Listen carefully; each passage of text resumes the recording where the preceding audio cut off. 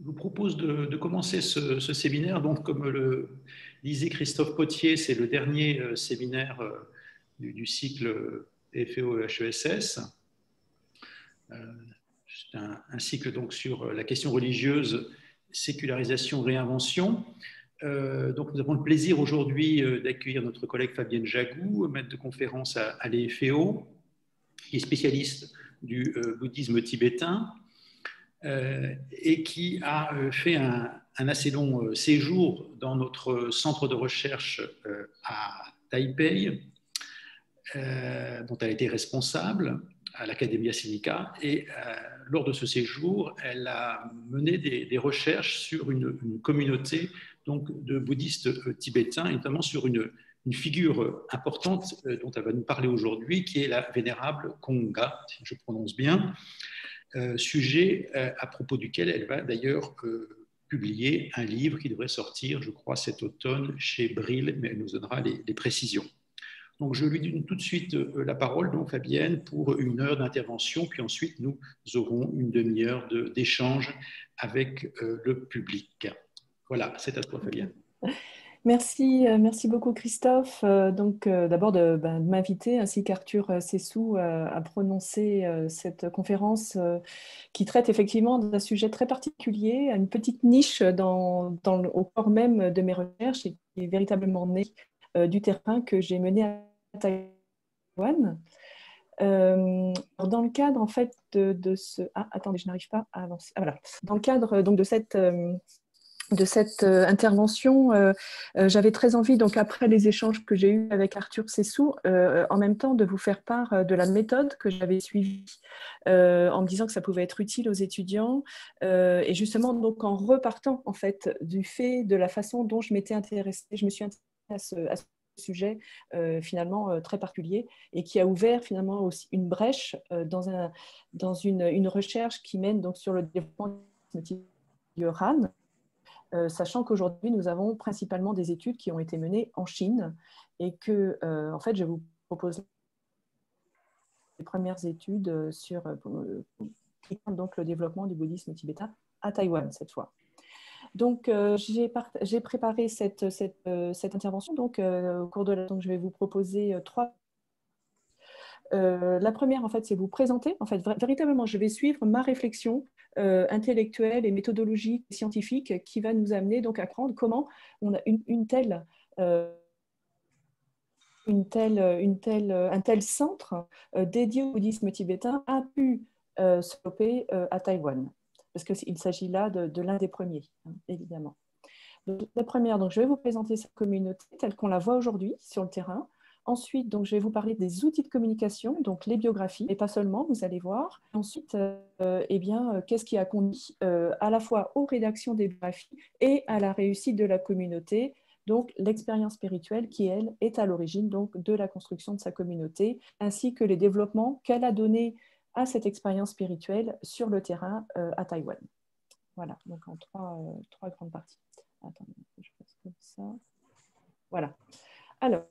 Alors effectivement, c'est au cours donc de mon affectation au centre de Taipei de l'effet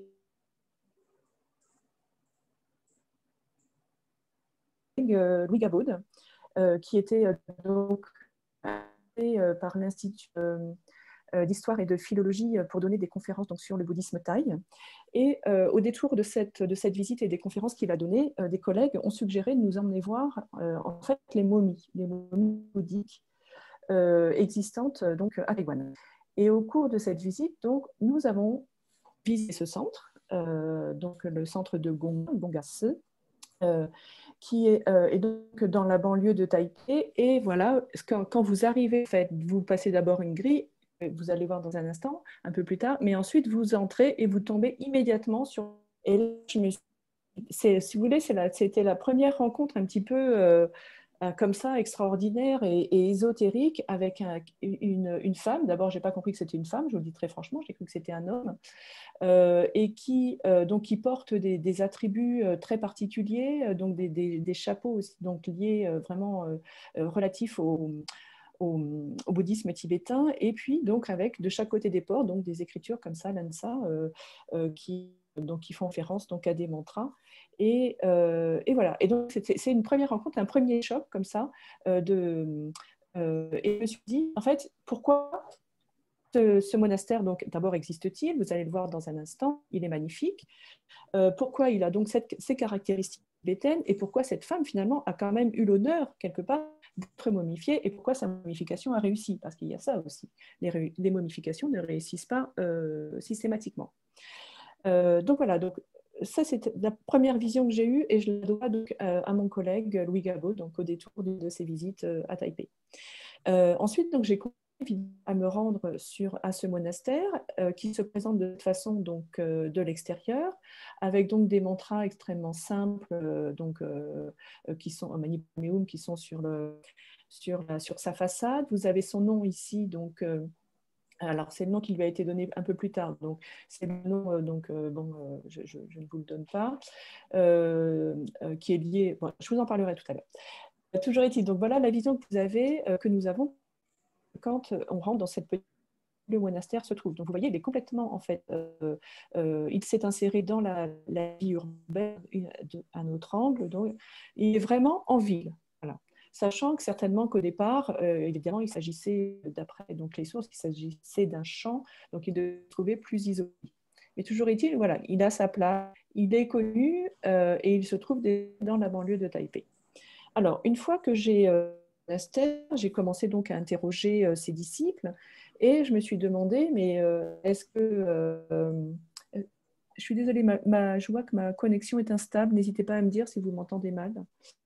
Et donc, j'ai continué donc à chercher un peu des traces qui étaient liées à ce monastère, mais aussi, du coup, je suis intéressée donc à interroger les disciples, savoir s'il y avait d'autres centres qui ne dépendaient pas forcément d'elle. Et toujours est-il que donc d'autres dépendent d'elle dans le sud de Taïwan, dans la ville de Tainan. Vous avez donc le Chongqingse ici, qui est donc tel qu'il existait en fait en 2010. Ensuite, il a été refait. Et là, il s'agit d'un tout petit monastère qui se trouve vraiment, là aussi, au cœur de la ville, mais qui n'a aucune possibilité de développement.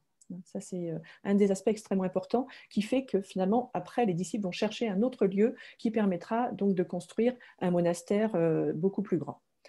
Ça, c'est quand vous entrez, en fait, quand vous passez cette porte donc, de béton d'entrée du monastère, vous arrivez là et vous avez donc cette petite entrée. Là, vous n'avez encore, vous voyez bien, aucune indication, par exemple, d'une présence d'un maître tibétain qui aurait pu être là. Donc, vous continuez à avancer et voilà ce que vous trouvez. Vous rentrez, on rentre dans la petite salle, c'est vraiment un tout petit monastère, la petite salle du temple, et on trouve donc avec donc, des agencements différents, donc avant et après rénovation. Toujours est-il que vous avez d'un seul coup un petit hôtel ici, avec toujours donc, le petit mantra d'Om Mani Padme Hum, des Vajras, et puis donc Gonga, des portraits de Gonga que vous avez là, et notamment un toujours avec donc ces coiffes donc relatives donc au bouddhisme tibétain et pas n'importe lesquelles. Voilà. Et vous l'avez ici aussi avec une coiffe. Alors, donc j'insiste pour les coiffes, mais il ne faut pas trop non plus s'y attacher parce que certaines sont plus particulièrement utilisées par les maîtres bouddhistes laïcs comparées donc aux maîtres à celles utilisées par les maîtres bouddhistes tibétains. Voilà. Donc là, l'autel était sur le côté, un petit peu donc à côté d'une divinité taoïste, un petit peu caché, je dois dire, un petit peu, mais il était là. Alors que maintenant, après rénovation, donc l'autel se trouve en plein centre quand on rentre dans le temple, avec un autel derrière, pareil, avec tout un tas de divinités taoïstes ou bouddhiques qui se trouvent derrière. Voilà. Donc voilà, toujours sur le terrain. Ensuite, évidemment, dans ce monastère, il y avait aussi des locaux administratifs. Et là, donc, j'ai commencé, donc, je suis allée visiter et je vois des photographies au mur. Donc là, je suis toujours vraiment dans l'état, le travail de terrain et le travail de découverte, qui est finalement l'étendue de cette communauté qui a été créée donc, par cette femme. Et là, donc, je trouve des photos d'enseignements qui ont été données dans les années 60 et 70. Donc, vous en avez une ici. Et là, vous voyez d'ailleurs donc Gonga Laogen qui est au centre.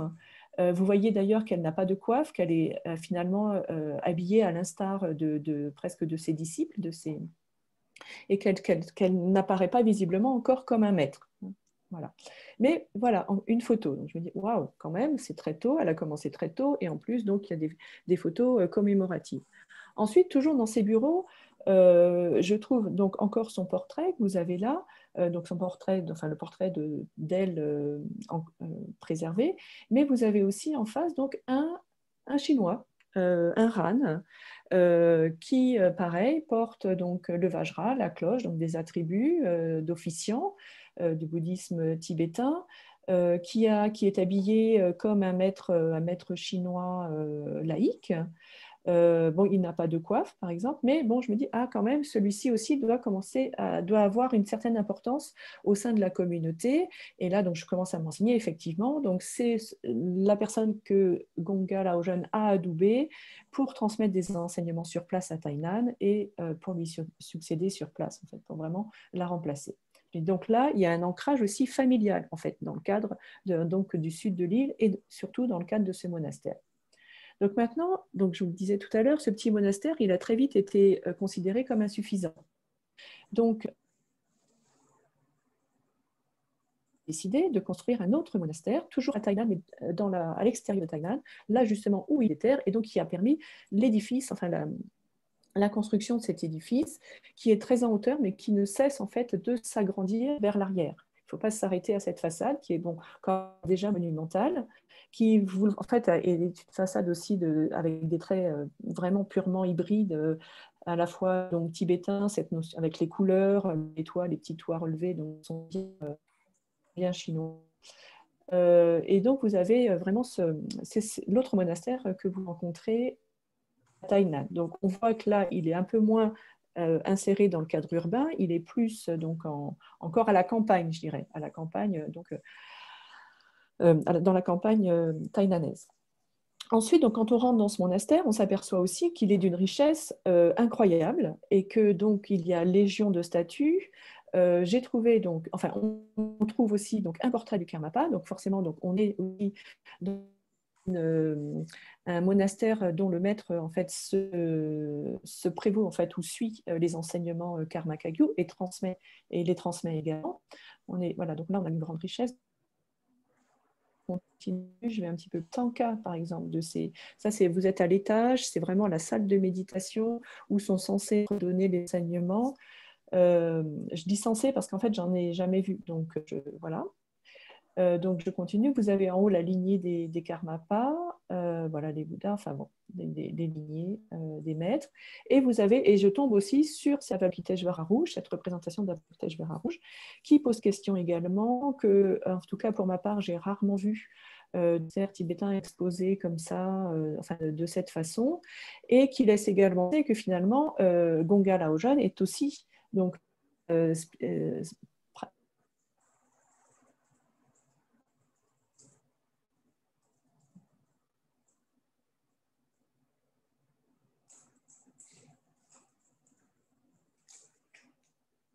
qui président cette cérémonie, qui sont là, et cette cérémonie qui est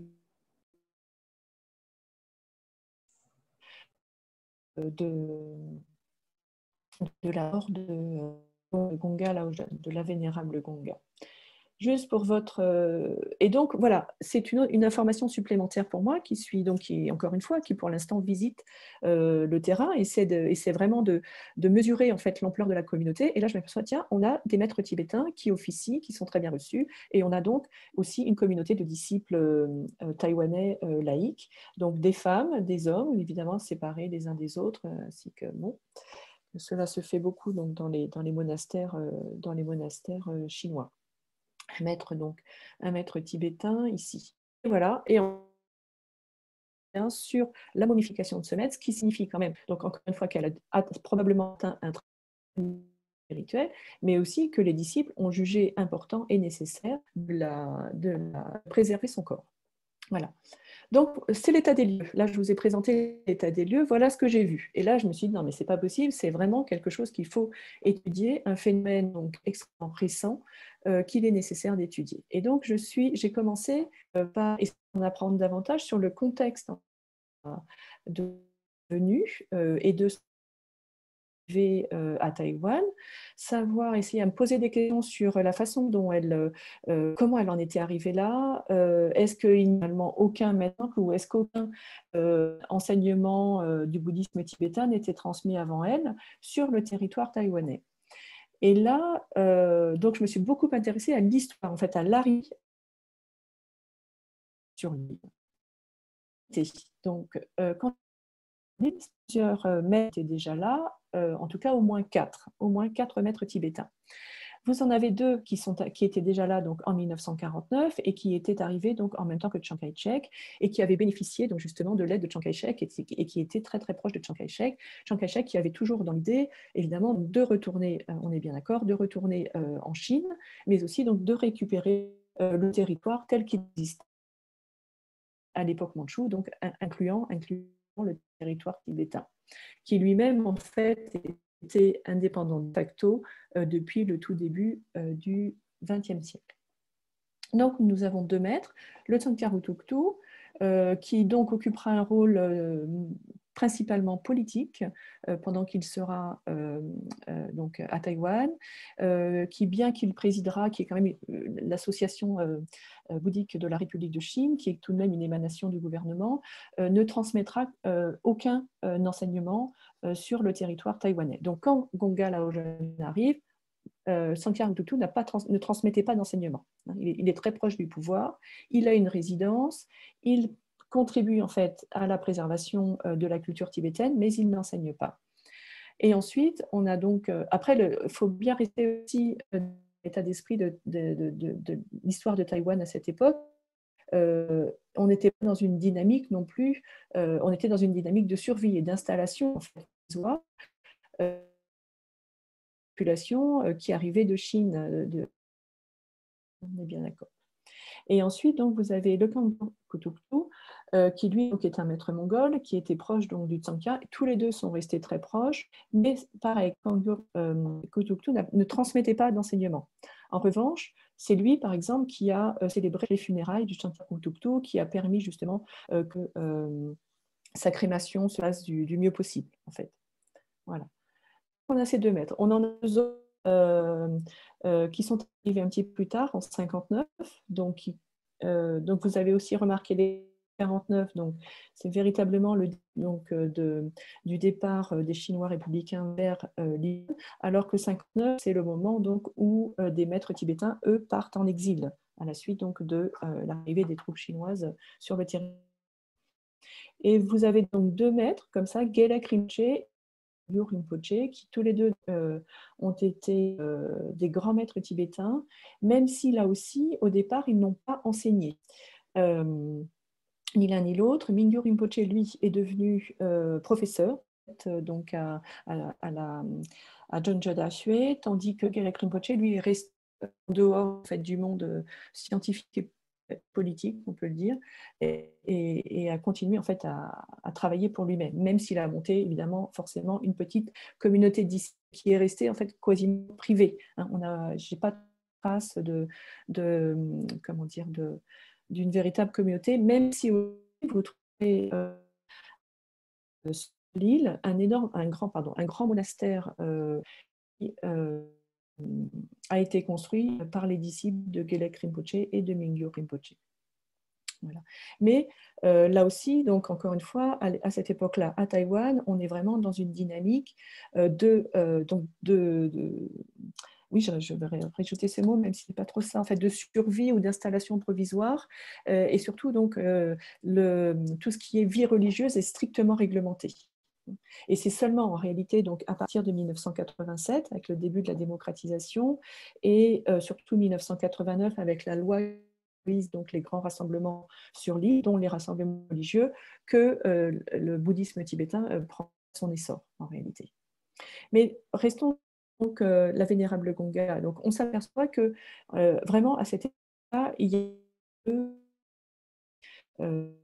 finalement, la place est libre, c'est ça que je veux vous dire. La place est libre, il n'y a pas de maître tibétain qui viennent et qui transmettent les enseignements. Alors, ce que nous avons en revanche, ce sont quelques maîtres d'origine qui, eux, justement, sont arrivés aussi avec Chiang Kai-shek ou un petit peu plus tard, le plus souvent donc, de Hong Kong jusqu'à Taïwan, donc en arrivant Chine. Et vous avez ici Master qui est en réalité donc le nom Shen Shuen de Gonga Laoren. Tous ces maîtres, en fait, donc, ont eu des enseignements auprès de maîtres tibétains au Tibet, donc majoritairement dans la région du Kham. Certains se connaissent. Peut-être si on a le temps, je reviendrai sur ces questions-là un petit peu plus tard. Mais voici le contexte dans lequel donc Gonga Laoren arrive. Et en réalité, la personne qui va la recommander au départ à des disciples donc désireux en fait le bouddhisme tibétain, c'est le premier qui est cité ici, donc le Tu Yingguang, qui prétend, enfin c'est ce qu'elle met en tout cas dans sa biographie, qui prétend qu'elle est l'une des personnes, l'une des laïcs chinoises la plus accomplie voilà, en termes donc, de réalisation du bouddhisme tibétain. Donc je continue. Voilà. Donc voilà, donc vous avez l'état des lieux, je vous ai parlé du contexte, j'espère que je n'ai pas été trop rapide. Voilà, maintenant, alors, qu'est-ce qui a fait donc un contexte? Donc on a un bouddhisme tibétain, et en revanche, on a une demande, une attente de la part de laïcs chinois ou taïwanais, en tout cas bon, de Han, c'est pas très juste ce que je dis, mais personnes en fait vivant à Taïwan. Une attente qu'on peut justifier en fait par le fait que Taïwan était occupé par les Japonais pendant la première que donc le bouddhisme japonais s'est aussi étendu et développé à Taïwan. Donc les Taïwanais ne sont pas non plus totalement étrangers aux rites ésotériques. S'il y en a autant dans le bouddhisme chinois, on peut considérer véritablement donc, le bouddhisme ésotérique japonais qui a pu aller à cette attente des laïcs taïwanais. Et avant que Gonga Laoren n'arrive et ne commence à transmettre ses enseignements, en réalité, ses disciples qui voulaient recevoir des enseignements du bouddhisme tibétain se rendaient à Hong Kong. Et c'est à Hong Kong que les premières grandes initiations ont été transmises par des maîtres tibétains aussi en exil. Donc, qu'est-ce qui a fait donc à la fois donc elle trouve une place finalement libre et comment ensuite à communiquer, qu'est-ce qui a fait qui fait qu'elle en est arrivée là finalement, qu'elle est arrivée à monter une communauté aussi importante et qui a conduit donc à la construction de ces monastères. La première chose qu'on trouve, désolée donc la photo est floue, mais ce sont des courtes biographies qui sont affichées dans ces monastères, qui nous renseignent un petit peu. Là, je vais vous présenter les sources. Ça, c'est la première chose que j'ai visualisée. Ensuite, l'autre chose, c'est évidemment une chose que j'ai beaucoup faite pendant mes séjours donc, à Taipei, c'est interroger ses disciples. Et là, comme il s'agit d'une construction récente, j'ai eu beaucoup de chance parce que, par exemple, cette femme-là est donc là et la fille du maître laïque chinois qui était en portrait, que je vous ai montré tout à l'heure, donc qui était considéré comme l'héritier et le disciple principal de Gonga Laoren. Donc j'ai mené comme ça beaucoup d'interviews. Là, nous retrouvons donc voilà la grille dont je vous parlais tout à l'heure du monastère de Taipei. Vous avez la momie qui est derrière et les deux portes ici. Ça, c'est donc l'abbé principal et administrateur. Et là, donc c'était en fait une amie moniale donc, qui m'avait accompagnée jusque-là. Voilà. Et qui aussi s'intéressait du coup donc à Gonga Laoren et qui cherchait à comprendre aussi son histoire. Sachant aussi, donc, et c'est là où on est véritablement dans un milieu rural, il y a toute une filiation, donc l'abbé aujourd'hui a été le fils donc d'une des disciples principales de Gonga Laoren au tout début, donc à son arrivée. Des petits détails. Donc voilà, en fait, beaucoup d'interviews avec des disciples de Gonga Laoren. Donc ces interviews ont commencé à m'apporter quelques informations, mais je me suis très vite rendu compte en fait que les uns et les autres racontaient tous la même histoire. Et je me suis dit, mais c'est tout de même bizarre, on dirait presque un discours appris par cœur, avec donc combien, donc évidemment, elle était extraordinaire, combien sa retraite, donc elle avait passé au CAM, était également, enfin, au cours duquel elle avait, comment dire, réaliser donc des enseignements spirituels du plus haut niveau. Enfin, voilà, et puis bon, il y avait aussi beaucoup d'anecdotes sur son mauvais caractère. Mais voilà, c'est les seules choses un petit peu critiques que j'ai entendues donc la concernant. Alors maintenant, donc je suis de formation, donc je suis historienne, donc évidemment moi, voilà, le terrain, les interviews, bon, c'est très bien. En tout cas, bon, il a fallu évidemment que j'y retourne parce que j'avais pas non plus. J'y suis allée vraiment, comme vous le voyez, j'ai découvert au fur et à mesure donc l'histoire, les lieux, les personnes, mais il me faut du texte toujours. Et donc j'ai commencé par trouver en réalité donc cette biographie, donc qui a été publiée en 2002. Et ensuite, donc, qui était la 7e édition de la biographie de Gonga Laoren. Ce qui est aussi quand même un signe de réussite ou d'intérêt, en tout cas, des Taïwanais pour le bouddhisme tibétain et tout spécialement par la vie, l'expérience spirituelle de Gonga Laoren. Et donc, je me suis donc 7e édition, ce qui veut dire qu'il fallait que je retrouve la première, donc que j'ai trouvée en réalité très facilement donc dans le monastère, et première biographie qui, elle, date de 1961. Voilà. Donc, je continue. Et là, donc, je vais donc parler de ces biographies. Alors, après, il faut toujours quand même rester, on est dans un contexte bouddhique, et il faut rester, donc je parle de biographie, mais on pourrait, parce que ce sont des biographies, il me semble que dans ce cadre-là, on ne peut pas parler de la géographie. Parce qu'il y a, vous allez comprendre un peu l'organisation de ces deux documents. Je vais d'abord m'arrêter sur le titre, excusez-moi.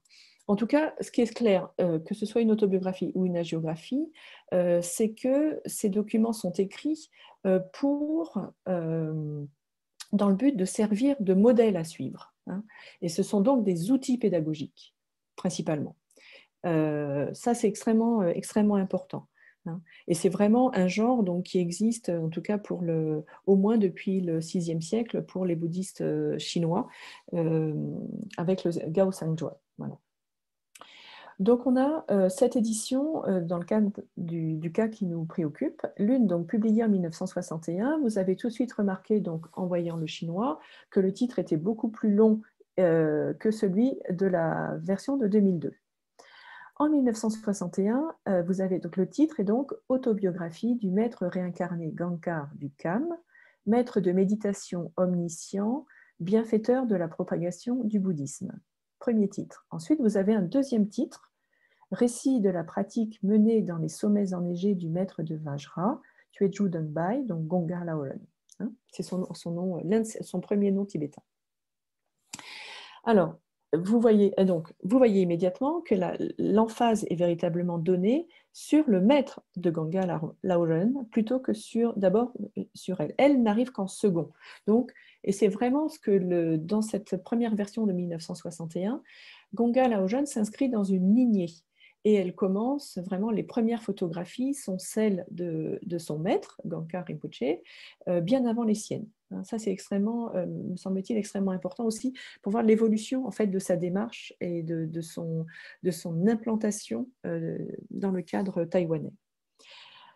En 2002, le titre est différent. On a Histoire extraordinaire au sein des nuages blancs, récit de la pratique menée dans les sommets enneigés du maître de Vajra, Gonga Laoren, entre parenthèses, d'après son propre témoignage oral. Là, vous voyez tout de suite qu'on met... Alors, Gankar Rinpoche est passé à la trappe. Déjà, il n'est plus là, même si il reste une photographie de lui au sein du livre, mais l'emphase n'est plus mise sur la lignée ou l'importance du maître qui lui a transmis les enseignements et qui l'a accueilli dans son monastère.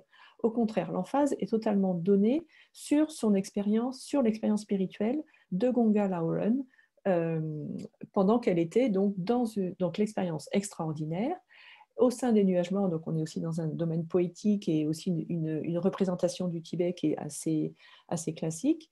Et on reparle ensuite encore des sommets enneigés. Et maintenant, en fait, donc on est toujours donc maître de Vajra. Donc c'est le titre qui est donné donc aux maîtres laïcs chinois. Ce sont des maîtres de Vajra. Et on a ajouté d'après son propre témoignage oral. Ce qui est effectivement, donc en réalité, ce récit Donc, alors, attendez, non, je vais rester... bon. Si je vous le dis tout de suite, ce récit, en réalité, donc effectivement, a été raconté par la vénérable Gonga à ses disciples, et l'un d'eux, en fait, elle a désigné l'un d'eux pour noter son témoignage et ensuite rédiger ce témoignage. Et c'est donc ce témoignage que nous avons donc comme source, je dirais, quasiment principale, pour mieux appréhender, mieux connaître la vie de Gonga Laogen. Et donc, en réalité, elle est à Taïwan, donc vous avez vu, elle a réussi son implantation, et en réalité, toute son histoire, toute sa légitimité repose sur son propre récit, d'une certaine façon. En tout cas, c'est le sentiment que j'ai eu au départ, hein, vraiment. Et je me suis dit, mais quand même, par exemple, je n'ai trouvé aucune autre source. Je n'ai trouvé mention d'aucun autre, par exemple, une information purement factuelle qu'elle aurait donné un enseignement à Chengdu dans les années 40, donc après avoir mené sa retraite. Je n'ai rien trouvé de la sorte, en fait, dans les journaux de l'époque, publiés en Chine, par exemple. Donc, vraiment, toutes les sources dont nous disposons aujourd'hui ont été préparées par elle-même et par son entourage. C'est quelque chose qui me semble très, très important. Mais il n'empêche, encore une fois, donc, qu'elle a réussi à partager son expérience spirituelle, et que son expérience spirituelle a été appréciée, puisque aujourd'hui on l'a vu, donc elle était vraiment à la tête d'une grande communauté. Maintenant, le contenu de ces biographies est également quasiment identique. Entre donc la première et la dernière édition, vous avez comme ça donc un certain nombre de textes qui ont été donc gardés. Donc je les reprends. Donc, autobiographie du maître réincarné Gangar Dukam. Donc ça, on l'a. Et tous ces textes, tous ces textes-là que nous avions donc en 1961 existent toujours dans la version de 2002. C'est juste en fait les titres qui ont changé et l'emphase qui est mise donc aujourd'hui par ses disciples sur son expérience spirituelle plutôt que sur la lignée dont elle se réclame. Une prière de longue vie donc dédiée à Gankar Rinpoche, une brève requête de transmission du Dharma à Gankar Rinpoche, donc c'est tout à fait logique. Et c'est seulement donc après ces textes-là, donc qui font référence à la lignée à laquelle elle appartient, qui légitiment ça fait qu'elle puisse transmettre des enseignements. Ça, donc voilà, 3 textes qui la rattachent à un maître spirituel tibétain. Et ensuite vient le récit en fait de sa pratique, donc qu'elle a menée dans le monastère de Gankar Rinpoche. Voilà. Et on a ensuite donc un portrait. Et donc dans ce récit, vous avez à la fois donc on part de sa naissance à peu près, avec des informations donc qui sont reprises continuellement, dont en fait, toutes les informations, là encore, ne viennent que, non pour source que son témoignage. Et ensuite, on arrive petit à petit, on suit son développement spirituel, donc c'est là où la biographie sert aussi, où ce récit sert aussi donc d'outil pédagogique pour les disciples, récit spirituel, et ensuite donc réalisation spirituelle, et c'est ce qui marque la fin du récit de sa pratique donc au Tibet. Et sont rajoutés ensuite donc un portrait, donc c'est-à-dire en fait il s'agit d'une biographie beaucoup plus à la traditionnelle chinoise, simplement une date et voilà une petite ligne qui nous dit le fait acté par la date, et ensuite donc le récit de la construction de son monastère à Taipei, qui fait aussi état justement de la qualité en fait de la transmission de ses enseignements lorsqu'elle est arrivée à Taipei, parce que c'est en réalité ce qui a fait qu'elle a pu, que des disciples lui ont donné d'abord le terrain et ensuite le monastère, et qui ont commencé en fait à asseoir sa communauté. Et cela, elle le doit vraiment à sa transmission, à la transmission d'un enseignement particulier, sur lequel plus tard. Donc voilà, biographie de 61. En 2002, donc, on s'aperçoit que plusieurs textes ont été rajoutés. j'ai appelé donc une notice biographique de Gonga Laogen, donc qui correspond un petit peu au portrait, qui est une autre chronologie de la vie de Gonga Laogen. Ensuite, donc vous remarquerez, donc pardon, je ne vous ai pas donné ces dates début. Donc Gonga Laogen est née en 1903 et elle est décédée en 1997. La différence entre les deux, donc Gonga Laogen est vivante. Elle est aussi en possession de ses moyens, parce qu'elle est morte très âgée, et elle a totalement contrôlé sa biographie, ce qui n'est plus le cas en 2002, en réalité, puisqu'elle est décédée en 1997. Et c'est la raison pour laquelle, à la vie, on trouve par exemple ce récit, un retour en Terre Sainte, qui compte d'un pèlerinage mené par ses disciples jusqu'au monastère de Gangkar Rinpoche au Kham pour renouer un petit peu le lien avec l'expérience spirituelle que le maître a vécue sur place. C'est donc, si vous voulez, comme un renouvellement, une réactualisation du lien par les disciples de troisième génération de Gonga Laogen avec le lieu où elle-même a réalisé donc, les enseignements que lui a transmis Gangkar Rinpoche. On a aussi donc de nouveau donc une autre information sur la construction du centre de méditation de Taipei, donc du monastère de Gongalvan à Taipei, qui fait référence donc, au premier disciple qu'elle a eu. Et de nouveau, encore en plus, donc une biographie chronologique qui reprend. Donc vous imaginez bien aussi que tous ces textes, notamment donc portraits, notices et biographies chronologiques, donc on pourrait penser qu'ils se reprennent l'un l'autre et qu'ils sont qu'ils sont quasiment identiques, au moins dans les faits. Mais en réalité, ce n'est pas vraiment le cas, il y a des erreurs, et donc je vais vous donner quelques exemples après, qui montrent en fait qu'il y a tout de même un petit flou sur certaines choses. Voilà. Donc ça, c'est le texte de base sur lequel je me suis appuyée dès le départ. Voilà. L'autre, donc j'ai cherché, donc vous vous en doutez bien, des informations sur son maître tibétain. Et j'ai cherché à savoir si Gonga Laogen était cité dans ses sources et dans les biographies qui avaient été écrites a posteriori par des disciples de son maître tibétain. En réalité, donc dans la biographie tibétaine, elle n'apparaît pas.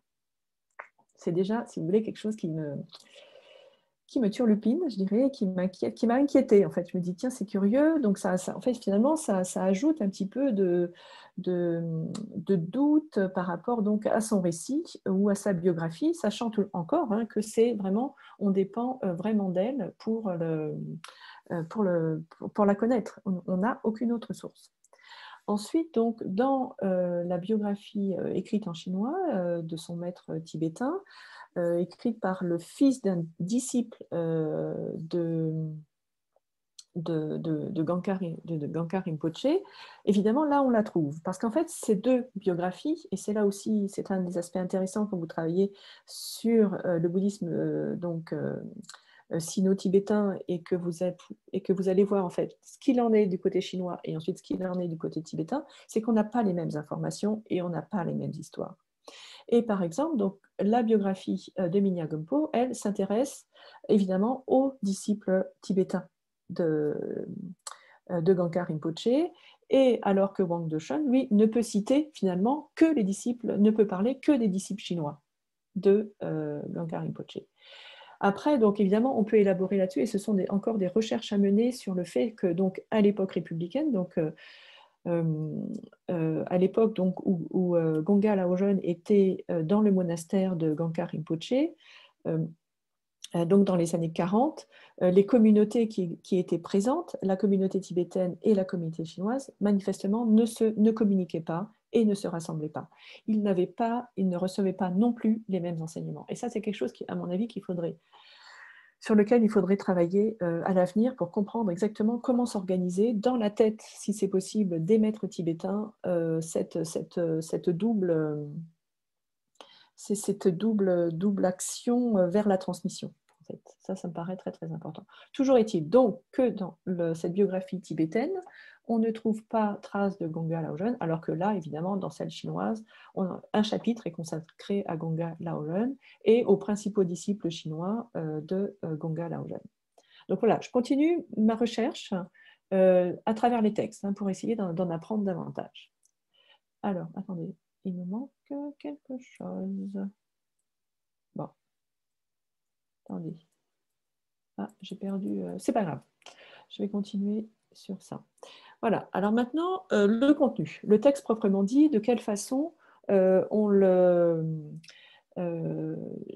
qu'est-ce qu'on trouve en fait? Comment Gonga Laoren justifie-t-elle ou arrive-t-elle à rendre crédible à la fois donc, sa retraite au Tibet, sa réalisation spirituelle auprès de ses disciples contemporains et lorsqu'elle arrive à Taïwan?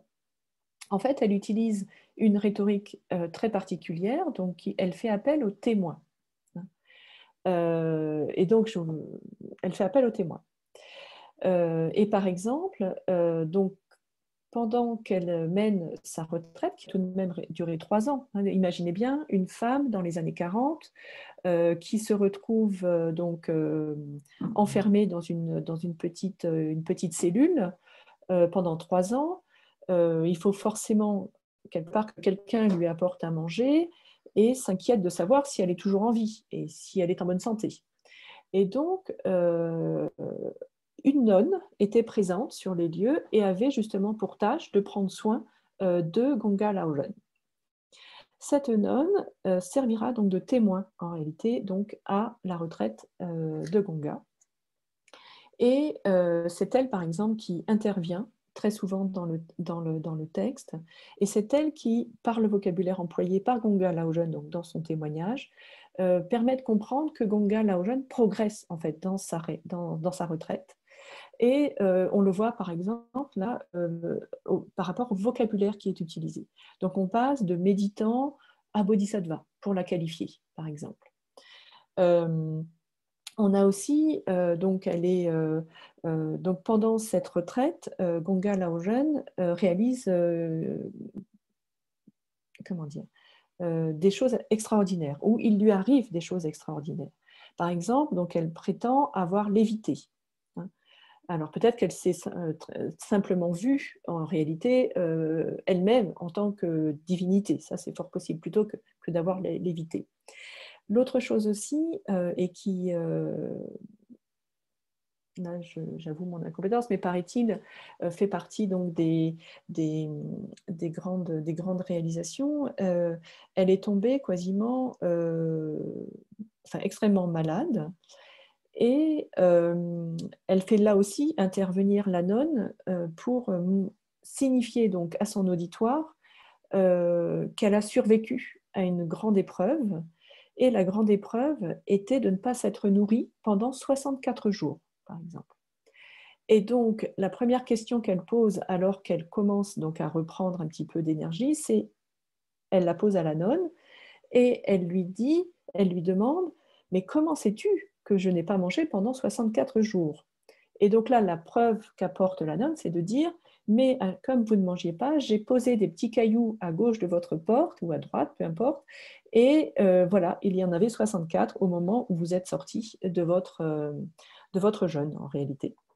Donc voilà, donc c'est des petits détails comme ça, donc, qui à la fois donc, font entrer un témoin, donc en l'occurrence la moniale, et qui justifie ou qui légitime l'expérience acquise ou l'avancée spirituelle acquise par Gonga Laoren.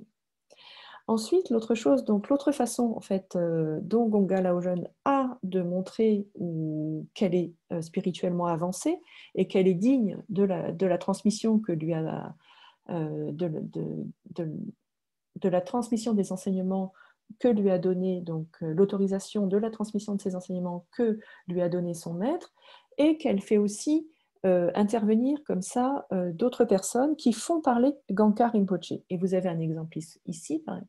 Un jour, quelqu'un demanda à Gangkar Rinpoche, ouvrez les guillemets, parmi vos disciples, quel est le meilleur pratiquant? Et il répondit, parmi ceux de mes disciples qui ont accompli une retraite de 3 ans dans la montagne, Gonga Laoren est la meilleure. Donc voilà. Alors ça déjà c'est extrêmement, si vous voulez, et ça il y en a d'autres, des choses comme ça dans la biographie, et c'est extrêmement étonnant. véritablement comme façon, d'abord, donc comme s'il y avait une gradation déjà, ce qui est certain, puisque dans le bouddhisme tibétain, on a une gradation, les disciples de motivation inférieure, de motivation moyenne et de motivation supérieure, mais elle ne s'exprime pas dans ces termes-là, pas en termes de meilleur ou pas meilleur, et lequel de vous mérite de transmettre. Vraiment, les choses ne s'expriment pas de cette façon. Elles s'expriment par un niveau de réalisation spirituelle. Ensuite, donc, elle continue à faire parler son maître, et par exemple, donc, c'est lui qui lui aurait attribué ce surnom chinois de Gonga Laoren. Donc Gonga, qui fait référence donc à Ganga Rinpoche, mais aussi au mont Gangkar, donc l'endroit où elle a mené sa retraite, et aussi qui correspond aussi donc au nom du monastère, comme c'est souvent le cas en Chine également, donc Ganga Gongpa. Et Lao Zhen, donc la vénérable, donc, ou celle qui est restée longtemps, au mont Gonga. Ça, c'est une version, et c'est la version que donne Gonga Laogen. Certains disciples, cependant, interrogés, eux, prétendent qu'en réalité, donc, c'est un surnom qui aurait été donné à Gonga Laogen quand elle est arrivée à Taïwan, et notamment donc, par ses disciples taïwanais, et à la suite de la narration de cette expérience. Voilà, et je continue donc dans l'emphase en fait, qu'elle met donnée par l'appréciation du maître. Donc, un bon nombre de personnes sont venues méditer au mont Gangkar depuis un siècle. Aucune n'a obtenu un tel résultat. Et ça, c'est déjà complètement... Ça aussi, c'est j'envisage de faire de toi mon successeur au sein de l'école Kagyu. Donc, ce qui est déjà aussi une façon de dire les choses qui est vraiment très particulière, d'autant qu'elle n'était pas la seule, en réalité, des disciples chinois de Gangkar Rinpoche. Ensuite, voilà, on a donc là, on était dans le récit de sa pratique spirituelle. Maintenant, dans les autres documents qui ont été ajoutés, en marge donc, de ce récit de pratique spirituelle, on trouve des informations un petit peu différentes, mais toutes quand même qui restent dans le même esprit. Donc, je vais me limiter ici. Donc, c'est toujours Gangkar Rinpoche qui parle. Étant donné que ta pratique est concluante, fais en sorte de transmettre mon enseignement. Donc là, on a aussi, si vous voulez, une volonté véritablement de la part de Gonga Laogen de s'inscrire dans la lignée et comme le disciple légitime qui transmettra donc les enseignements reçus. Et donc les détails, auprès de qui finalement cela, auprès d'une population Han en Chine ou ailleurs. Voilà. Donc, les seules indications que nous ayons dans le portrait, c'est auprès d'une grande multitude et surtout, n'interromps pas mon enseignement. Et là, on s'interroge, mais où et quand dois-je partir? Et là, d'après le portrait, Ganga n'a pas répondu. Dans la note, on trouve une autre différence. Donc là, encore une fois, tu es le chinois le plus talentueux. Donc on reste encore dans une emphase, dans un super lié donc à la pratique spirituelle de Gonga Laogen. Et là, donc, l'autre chose, donc la transmission est exprimée de la sorte: je te transmets la charge de propagateur des enseignements Kagyupa, va vite propager le Dharma, protège-le charitablement, ne détruis pas ma lignée. Donc là, elle est vraiment investie de la transmission des enseignements qu'elle a reçus. Maintenant, on trouve dans la biographie chronologique, on a encore une autre version et de Gangkar Rinpoche qui lui ordonne en secret d'aller enseigner auprès de la population taïwanaise et de ne pas interrompre la transmission du Dharma. Donc là, elle a carrément reçu la charge d'aller enseigner à Taïwan. Donc ça, c'est l'un des derniers textes qui ont été ajoutés à la version de sa biographie. On est bien d'accord. Donc c'est normal aussi que ses disciples chinois se sentent, à la fois privilégiés comme les destinataires de son enseignement. Mais vous voyez on est vraiment toujours donc une tentative de légitimité par le témoignage. Donc j'étais purement donc dans ces deux ouvrages. Donc et après un long moment, parce que c'est pareil, il faut gagner la confiance des disciples. Souvent au monastère, j'ai appris que donc il y avait les archives aussi au sein du monastère, et notamment de la revue que le monastère avait publiée. Donc, voilà, donc un état. Donc là, c'est une partie, parce que je travaillais sur l'autre à côté, mais c'est quand même déjà, ça vous donne une idée un petit peu du volume. Donc, ce sont une revue donc, qui se présente comme ça, quelques pages, dont le contenu a très peu évolué en fait entre le début, sa création et maintenant. Sachant que pour ma accès qu'aux documents à la revue à partir des années 1980. Les précédents n'avaient pas été préservés. Donc j'ai vraiment uniquement ceux-là, mais qui ont été d'une très grande aide parce qu'ils m'ont permis justement de faire des recoupements avec les biographies publiées sous forme d'ouvrage, le centre. Et de la sorte, en fait, j'ai pu avoir accès, par exemple, au contenu d'enseignement, même dans des formes très résumées, au nombre de participants aux cérémonies, au lieu, évidemment, de ces cérémonies. Et aussi, et beaucoup, donc évidemment, aussi aux informations liées aux dons dont bénéficiait le monastère. Voilà. Donc, une fois, voilà, en fait, finalement, voilà quelles étaient mes sources. Hein, témoignages, les lieux, donc les biographies et les revues, les magazines publiés par Ganga Laujan. Voilà. Maintenant, donc, il serait tout à fait légitime de penser, et c'est ce que j'ai fait au début, je vous l'avoue, de penser qu'elle avait un peu exagéré ou qu'elle avait un peu gonflé en fait son expérience, ses réalisations spirituelles, d'autant que ce sont des choses dont on ne parle pas logiquement, normalement, elles se voient tout simplement. On voit une personne qui est avancée sur la voie, on la reconnaît, mais elle n'a pas besoin de le signaler et de le dire, certainement pas.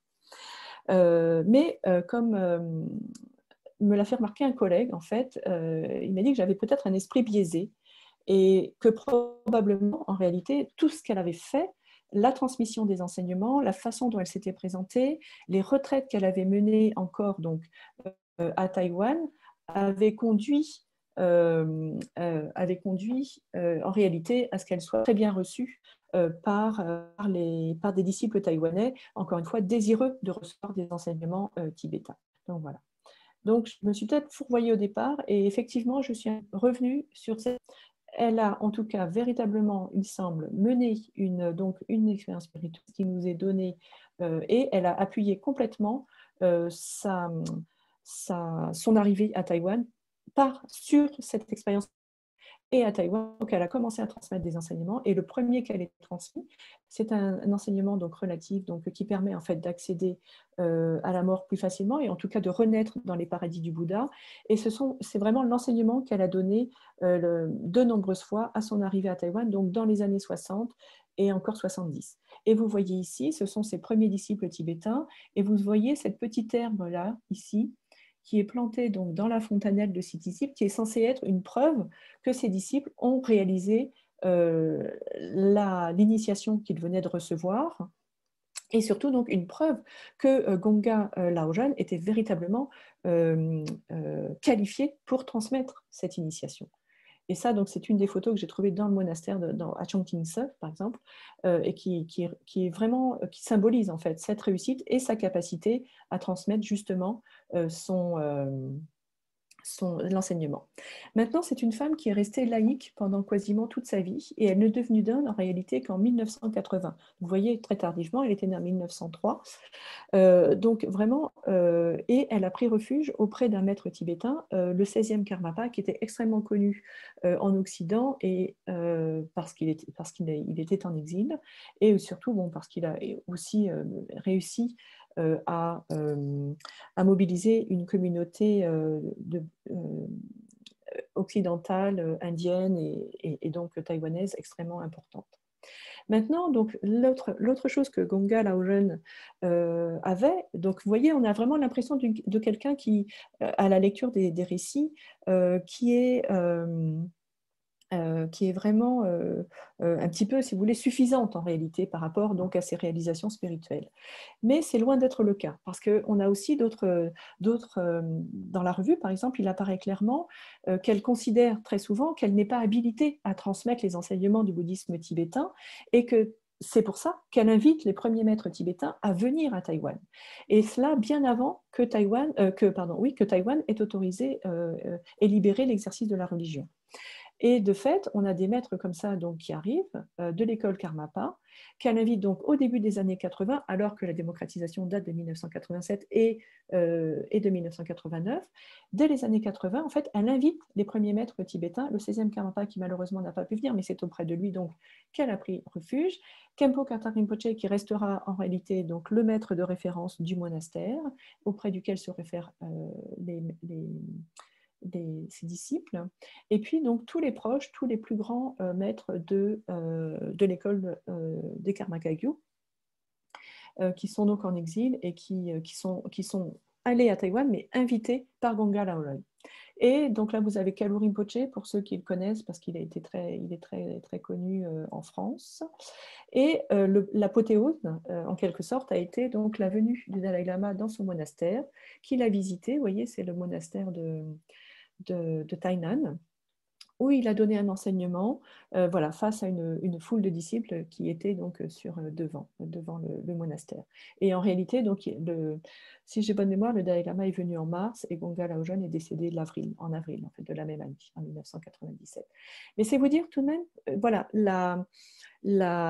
l'aura, la renommée spirituelle qu'elle a pu acquérir, au point que même le Dalai Lama finalement visite son centre, parce que c'est tout de même incroyable en réalité, très franchement incroyable, même si en 1997, il existait encore très peu de centres d'obédience donc, du bouddhisme tibétain sur le territoire taïwanais. Ensuite, donc, à sa mort, il a fallu que ses disciples, j'ai presque terminé, rassurez-vous, à sa mort, il a fallu que ses disciples renouvellent un petit peu ce charisme qu'elle avait acquis de son vivant. Parce que, évidemment, c'est toute la question aussi. Une fois qu'on a monté une communauté, est-ce qu'elle survivra finalement au décès du maître ? Et donc, ils ont essayé de réactiver le lien avec le maître Racine. Donc, c'est là que vous avez, par exemple, ses disciples de deuxième, troisième génération qui se sont rendus sur les lieux de sa retraite, d'abord, et qui ont publié le récit dans l'un des deux ouvrages. Et ensuite, vous avez une tentative de lien, de renouvellement de la relation avec le maître de la lignée, avec Gangkar Rinpoché, dont la réincarnation donc, existe en Inde. J'abrège. On a aussi, donc, bon, je passe. Alors, voilà, j'arrive à ma conclusion. Est-ce que véritablement, finalement, la transcription de son expérience spirituelle était la seule façon pour elle d'asseoir sa légitimité charismatique ? Donc, je vous l'ai dit aujourd'hui, je ne pense plus. En fait, au départ, j'y ai vraiment pensé. J'ai vraiment pensé que c'était un outil de publicité, bref. Parce que donc, dans ce récit aussi, il manque énormément de choses en réalité qui ne sont pas dites, que j'ai tout de même trouvé ailleurs par rapport justement à cette retraite. Ensuite, ce qui est intéressant dans le cas de son expérience, c'est que donc on assiste véritablement à l'assise du charisme d'un maître. Et c'est ce qui a permis donc l'élargissement de la communauté et la construction d'une telle base monastique, une telle base matérielle. Ce qui est intéressant en fait par rapport à ce charisme, c'est que aujourd'hui, avec sa mort, donc ses disciples espèrent toujours sa réincarnation, puisqu'elle était donc d'obédience du bouddhisme tibétain. Donc vous avez vu, elle est morte en 97, on est déjà en 2021, donc un grand nombre d'années est passé. Bon, ce serait étonnant qu'on trouve sa réincarnation. Et du coup, en fait, ces disciples sont obligés de passer comme ça, donc d'une légitimité charismatique à une légitimité institutionnelle. Et c'est là où on passe plus par donc, le maître, mais par l'assise qu'elle a laissée derrière elle, qui est extrêmement importante et qui légitimerait en réalité donc l'existence encore aujourd'hui d'une communauté qui répond à ses enseignements, même en son absence, d'une part. Ensuite, donc évidemment, on est face à une Chinoise qui s'est rendue donc au Tibet, qui a reçu des enseignements du bouddhisme tibétain, qui ensuite donc a migré à Taïwan, qui a enseigné auprès d'un bouddhisme taïwanais qui parlait mandarin, puisqu'elle-même parlait mandarin. Et est-ce qu'elle a véritablement rendu, finalement, est-ce qu'elle a véritablement transmis le bouddhisme qu'elle avait reçu? Ça, c'est une question extrêmement aussi importante. Et de mon point de vue, en fait, on assiste à l'émergence en fait d'un nouveau bouddhisme, un bouddhisme sino-tibétain dans ce cadre-là, avec des enseignements qui sont transmis de façon extrêmement simple et en tout cas qui ne sont pas suivis de pratique, je dirais.